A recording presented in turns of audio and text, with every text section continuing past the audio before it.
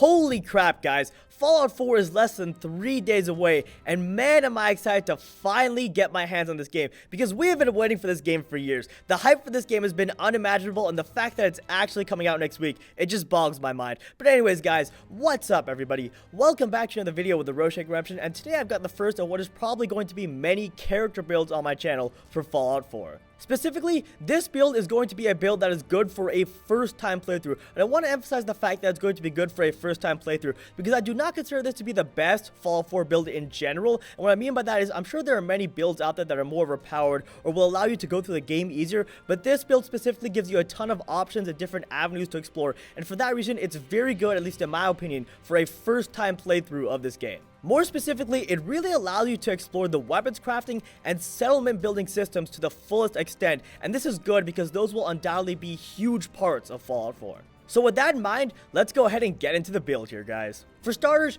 you're going to want a strength of 4, and the reason why you want a strength of 4 is in order to access the armorsmith and weaponsmith perks under the strength part of the perk chart. And these two perks are really important because they'll allow you to modify both armor and melee weapons on the crafting table. So if you want to experiment with armor and melee weapons, then you're going to need a strength of 4. Next, you're going to want a perception of 4 as well, and the reason why you want a perception of 4 is because perception affects VATS accuracy in this game, and I don't really want to mess with that too much, so we're just going to put it at the average value of 4. Next up, you're going to want an endurance of 2, and this is going to be our first sacrifice here, and it's unfortunately going to be necessary for things later on. And I do realize that endurance is a pretty important perk with regards to health and radiation and stuff like that, but unfortunately we are going to have to make this sacrifice in order to be able to fully explore the crafting system and the settlement building system in this game. Now, as for charisma, you're going to want a charisma of 6, and the reason why you want a charisma of 6 is in order to access the local leader perk, which is very necessary in order to add NPCs to your settlements. The reason why NPCs are so important is that Todd Howard has gone on record saying that the NPCs that come and visit your settlements carry some of the best items in the game. So if you want to be able to exploit the crafting system to its fullest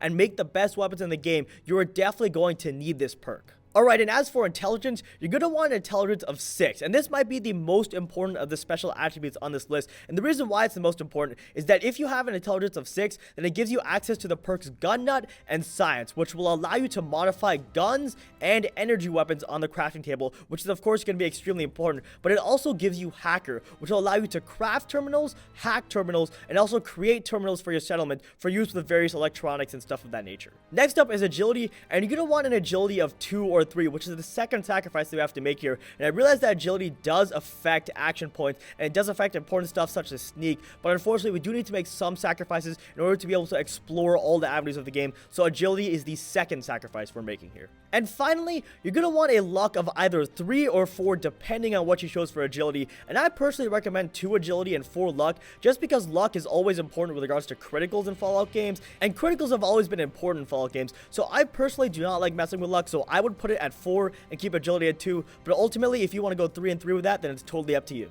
Alright guys, and that is pretty much going to do it for the character build. Just to reiterate here, the purpose of this build is for you to be able to explore the weapons crafting and settlement building systems, which are probably going to be 2 of the more important parts of Fallout 4 to the fullest extent. And of course, if you guys want to tweak around this build a little bit, maybe you guys don't like melee weapons, or maybe you guys don't like energy weapons or guns, then feel free to. This is just a guide, this is just a suggestion, and if you guys want to use something different, then feel free. But yeah, folks, that is pretty much going to do it for this video. As always, if you enjoyed, be sure to drop a like down below and subscribe for more Fallout 4 content in the future. The comment question of the day is, what is your guys' plans for launch day with regards to Fallout 4? And me personally, I'm going to be playing the game the very second it comes out, which I want to say is 9 p.m. Western time since I live on the west coast of the US. But let me know what your guys' plans is, and I will see you in my next Fallout 4 video.